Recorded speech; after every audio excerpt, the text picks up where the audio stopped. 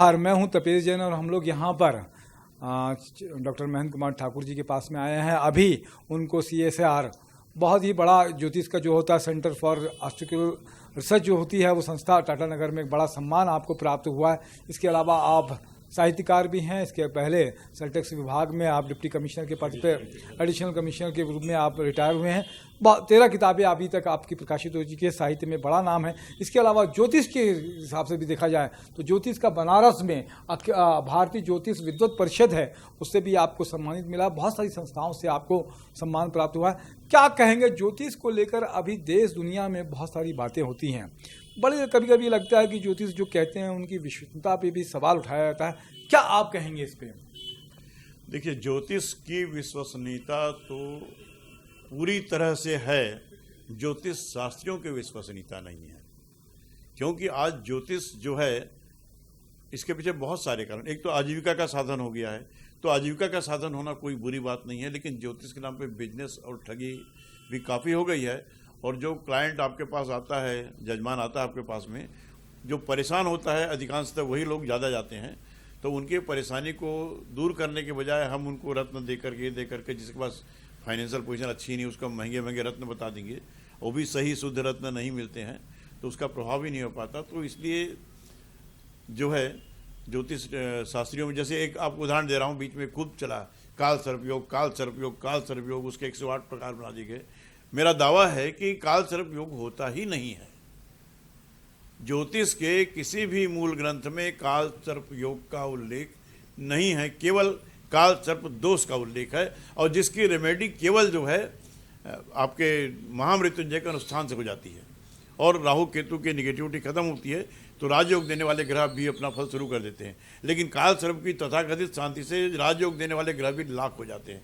इस पर बनारस में पिछले साल हुआ था, वो है मेरा, जिसमें मैंने कहा था अखिल भारतीय वैदिक ज्योतिष संस्थान की तरफ से, उनका जो भारत का जो सर्वोच्च ज्योतिष मार्गदर्शक मंडल है, जिसका मुझे मानद संस्था दी गई, कि मैंने काल सर्प योग के बारे में 2 दिन बहस चला, और बनारस के पंडितों ने वहाँ पर जो उपस्थित थे स्वीकार किया काल सर्प योग नहीं होता है। काल सर्प योग के बारे में क्या कहते हैं कि राशियां जितने भी हैं, ग्रह नक्षत्र एक तरफ आ जाते हैं। राहु और केतु के बीच में जब सारे ग्रह आ जाएं तो ये माना जाता है कि ये काल सर्प दोष है। अच्छा, योग तो होता ही नहीं है।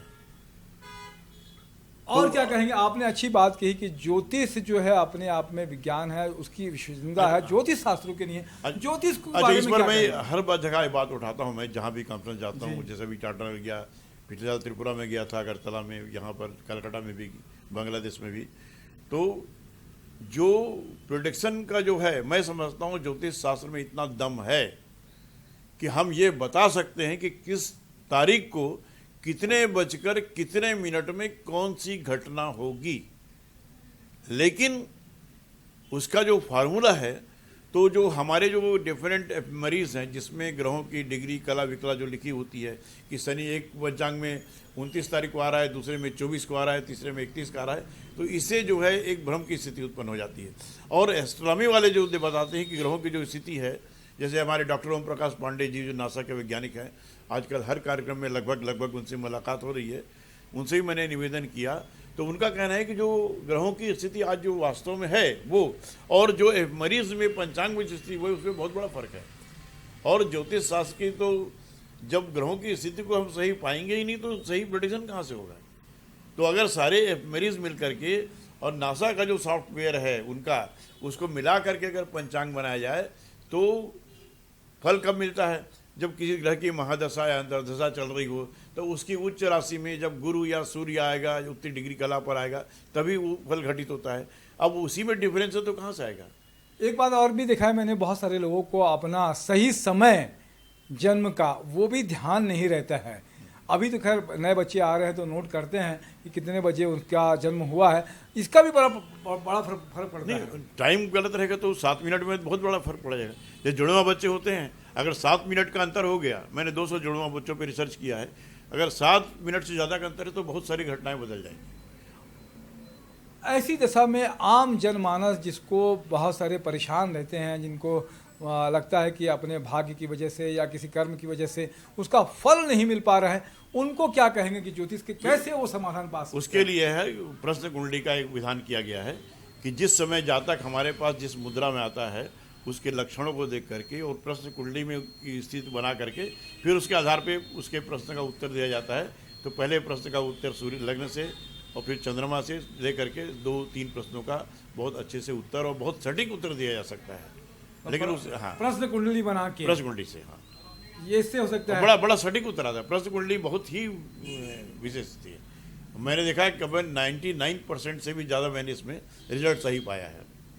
जनता से क्या कहना चाहेंगे आप ज्योतिष और ज्योतिष शास्त्र को लेकर? आप मैं ये कहना चाहूँगा कि अपने आत्मविश्वास को बढ़ाएं। जैसा स्वामी विवेकानंद जी ने कहा था, उत्तिष्ठ जागृत वाराणसी को, उठो जागो और लक्ष्य की प्राप्ति तक जुटे रहो। मैंने भी लिखा था कि मील का पत्थर नहीं देखो कभी, लक्ष्य पर दे आंख बस चलते चलो। तो अपनी आत्मशक्ति को डेवलप करो, ओम का उच्चारण कीजिए, लगातार मंत्र जाप कीजिए और अपनी आत्मशक्ति को बढ़ाइए और उसके बाद भिड़ जाइए संकल्प से, पूरे आत्मविश्वास से। तो कोई भी ग्रह आपका कुछ नहीं बिगाड़ सकता। बहुत अच्छी बात है। आपको ये सम्मान भी मिला अभी पिछले दिनों टाटा नगर में। बहुत अच्छा, पूरे एशिया में सबसे बड़ी संस्था है सेंटर फॉर एस्ट्रोलॉजिकल रिसर्च के लिए, उसका सम्मान मिला। बहुत जगह से सम्मानित भी हुए। और क्या आपके मन की बात अगर कहेंगे कि साहित्य की भी इतनी सारी रचना कर लिया आपने, ज्योतिष में भी आपने बड़ा नाम कर लिया, अपने मन का क्या विचार आपके पास में आता है? भाई आज जो स्थिति देश में है, जो मैं सोचता हूँ जो ज्योतिष इसमें बहुत बड़ा मार्गदर्शन दे सकता है। आज देश में स्थितियाँ बहुत भयावह हो गई हैं और मैं सही बोलूँगा तो मुझे कम्युनल भी कहा जा सकता है। लेकिन आज जो स्थिति है, सनातन धर्म को, हमारी हिंदू संस्कृति को बचाने की आवश्यकता, जो खतरे दिखाई पड़ रहे हैं, तो हम हिंदुओं को, हिंदू से मतलब केवल ब्राह्मण क्षत्रिय शूद्र वैश्य या दलित से नहीं है, हिंदू से मतलब सिख बौद्ध सभी हमारे हैं। यहाँ तक कि जो मुसलमान भी जो हैं, वो जो भारत देश को अपनी माँ मानते हैं, भारत का अपना देश मानते हैं मन से, वो भी इसमें शामिल हैं। तो ऐसे लोग अगर मिल करके यूनाइट होकर के देश के हित में अगर जुट करके सामने आए और काम करें, तभी देश का सही विकास हो सकता है और भारत को सही। अभी क्या है, आज जो जैसे अभी समान नागरिक संहिता आने वाली है, अभी जो जनसंख्या नियंत्रण आने वाला है, आज क्या है कि कोई एक वर्ग 12-15 बच्चे पैदा कर रहा है, एक वर्ग 1 या 2 बच्चे पैदा करता है, वो विदेश चले जाते हैं और सब्सिडी के पैसे में उनको पाला जाता है और वो दूसरे तरह की बातें करते हैं। ये चीज़ें गलत है, मेरा बोलना उचित नहीं है, लेकिन ये सही है कि हमको अपनी संस्कृति की, अपने सनातन धर्म की रक्षा करनी है। अब जैसे सीए क्या गाया, सीए कॉमन सिटीजनशिप संशोधन एक्ट जो आया है, उसमें क्या गलत है भाई? जो पाकिस्तान के जो धार्मिक प्रताड़ित लोग हैं उनको भारत नागरिकता देगा, इसमें गलत क्या है? अब वहाँ के मुसलमान 5 करोड़ जो खड़े हुए हैं, उनको यहाँ ला के आप क्या बताना चाहते हो? उनको तो अलग देश दे दिया गया और उसके माध्यम से आतंकवादी और देश को तोड़ने वाले लोग आएंगे जो यहाँ बहुत से पहले से घुसे हुए हैं। बल्कि घुसे उनको निकालने की जरूरत है, लेकिन विरोध केवल एक राजनीतिक कारणों से हो रहा है, इस्लामिक कारणों से हो रहा है, अंतर्राष्ट्रीय राजनीति के कारण हो रहा है, देश के भीतर छिपे हुए देशद्रोह गद्दारों के कारण हो रहा है।